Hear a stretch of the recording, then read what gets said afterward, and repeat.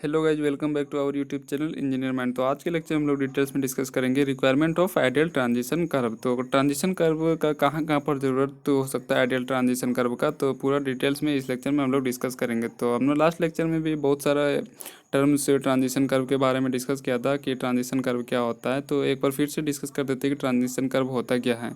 जो variable radius होता है किसी भी कर्व का, तो उसको हम लोग क्या बोलते हैं, ट्रांजिशन कर्व बोलते हैं। सपोज अगर एक पॉइंट है हमारा, यहाँ पर एक पॉइंट है और यहाँ से हम लोग कर्व ड्रॉ कर रहे हैं। तो इस पॉइंट से सपोज ये पॉइंट ओ है और यहाँ से ये पॉइंट ए है, ये बी है एंड सी डी। तो हर एक पॉइंट से, पॉइंट ओ से यहाँ तक का जो रेडियस होगा वो डिफरेंट होगा। R1, R2, R3, R4।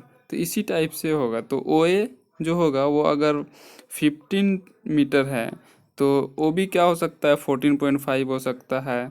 ओ सी क्या हो सकता है, 13 हो सकता है। तो ओ डी क्या है, ओ डी भी हो सकता है 15.5 हो। तो इस कंडीशन में जब हम लोग रेडियस जो है वो वेरी करता है, तो वेरिएबल रेडियस जो कर्व का होता है उसको हम लोग क्या बोलते हैं, ट्रांजिशन कर्व बोलते हैं। तो ट्रांजिशन कर्व का क्या क्या रिक्वायरमेंट हो सकता है, क्या क्या ज़रूरत हो सकता है, कहाँ पर ये ज़रूरत पड़ सकता है, तो उसी के बारे में इस लेक्चर में डिटेल्स में डिस्कस करेंगे। तो पहला जो पॉइंट है क्या कहता है, the specified amount of super elevation should B attend exactly at the junction with the circular curve. तो जंक्शन पे क्या करते हैं, सर्कुलर कर्व हम लोग प्रोवाइड करते हैं ट्रांजिशन कर्व के हेल्प से। तो सेकंड पॉइंट क्या है, the rate of change of super elevation should be the same as that of the curvature. The rate of change of super elevation, तो सुपर एलिवेशन का जो रेट ऑफ चेंज है वो क्या होना चाहिए, same as that of the curvature. Curvature के same होना चाहिए, curvature and rate of super elevation वो क्या होना चाहिए, सेम होना चाहिए। तो इस कंडीशन में हम लोग क्या करते हैं, ट्रांजिशन कर्व प्रोवाइड करते हैं।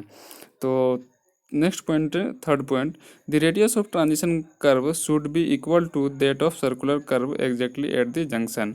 तो radius of transition curve and circular curve जो होता है तो उसका रेडियस जो है वो दोनों का सेम होना चाहिए जंक्शन पे, जिस पॉइंट पे वो मीट कर रहा है। तो उस पॉइंट में क्या होना चाहिए, radius of transition curve and circular curve का रेडियस जो है वो सेम होना चाहिए एट द जंक्शन। तो नेक्स्ट पॉइंट, फोर्थ पॉइंट क्या है, the it should meet the tangent point tangentially. तो it should meet the tangent point tangentially. तो टेंजेंट पॉइंट पे जब मीट करेगा तो वो टेंजेंशियली मीट करेगा।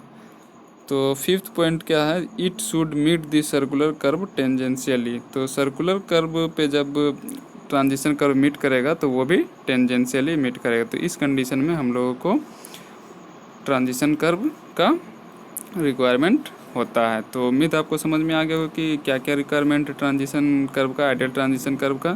तो आज के लेक्चर में इतना ही, फिर नेक्स्ट लेक्चर में न्यू टॉपिक के साथ मिलते हैं, तब तक के लिए बाय।